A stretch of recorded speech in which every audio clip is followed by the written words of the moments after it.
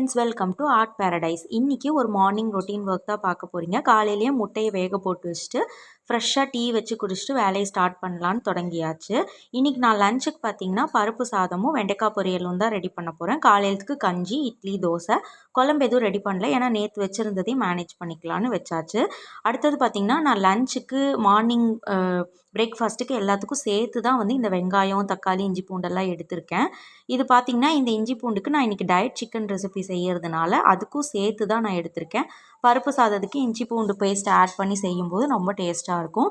அடுத்தது இந்த வெங்காயம் வந்து ரெண்டுமே வந்து சாப்பாடுக்கும் பொரியலுக்கும் சேர்த்து தான் எடுத்திருக்கேன். பெரிய வெங்காயம் ரெண்டுமே லஞ்சுக்கு எடுத்துகிட்டு சின்ன வெங்காயத்தை எல்லாமே வெண்டைக்காய் பொரியலுக்கு எடுத்தாச்சு. 2 தக்காளி அது வந்து சாப்பாடுக்கு கட் பண்ணி எடுத்துகிட்டு வெண்டைக்காய் பொரியலுக்கும் வெங்காயம் கட் பண்ணி எல்லாம் எடுத்து வச்சாச்சு. நைட் அரேஞ்ச் பண்ணி வைக்கும்போது ரொம்ப ஹெல்ப்ஃபுல்லாக இருக்கும்.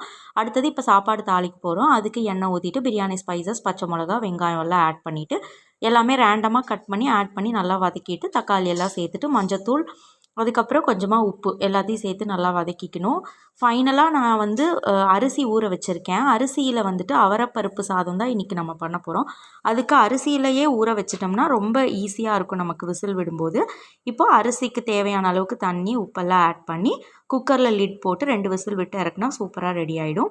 இப்போ நெக்ஸ்ட்டு வெண்டைக்காய் பொரியல் நல்லா வாஷ் பண்ணிவிட்டு ட்ரை பண்ணிவிட்டு நல்லா கழுவி தொடச்சி எடுத்துகிட்டு இந்த மாதிரி கட் பண்ணி எடுத்துக்கணும். நான் எப்போவுமே வெண்டைக்காய் பொரியலுக்கு வெங்காயமும் வெண்டைக்காவும் ஒன்றா தான் ஆட் பண்ணுவேன்.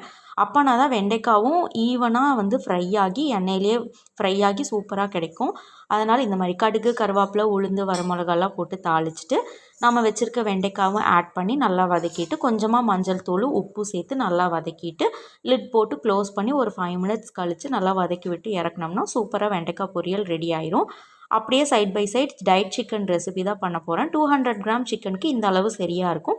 ஒரே ஒரு பெரிய வெங்காயத்தை கட் பண்ணி கருவேப்பிலை, அதுக்கப்புறம் பிரியாணி ஸ்பைசஸ்லாம் கொஞ்சம் ஆட் பண்ணிவிட்டு இஞ்சி பூண்டு சேர்த்து நல்லா வதக்கிட்டு கொஞ்சமாக தண்ணி தெளித்து மஞ்சத்தூள் மட்டும் ஆட் பண்ணி சிக்கனையும் ஆட் பண்ணி நல்லா வதக்கிக்கோங்க.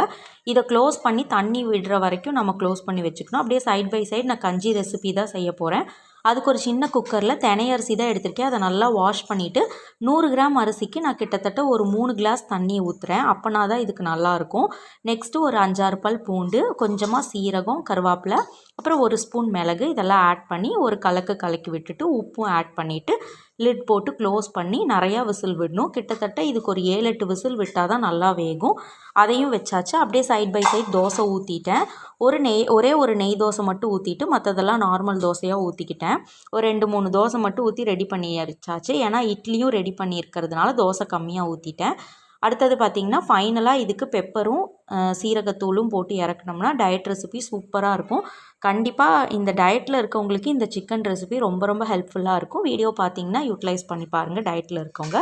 இப்போ அவ்வளோதான், எல்லாமே ரெடி ஆயிடுச்சு. மார்னிங் பார்த்திங்கன்னா பருப்பு சாதம், அப்புறம் வேக வச்சுருந்த முட்டை, வெண்டைக்காய் பொரியல், அப்புறம் இட்லி, தோசை, அதுக்கப்புறமேட்டு சிக்கன் ரெசிபி டயட் ரெசிபி, ஃபைனலாக வந்து சாம்பார் வச்சுருக்கேன். இந்த சாம்பார் வந்து நேற்று வச்சது. அடுத்தது கஞ்சி ரெசிபி.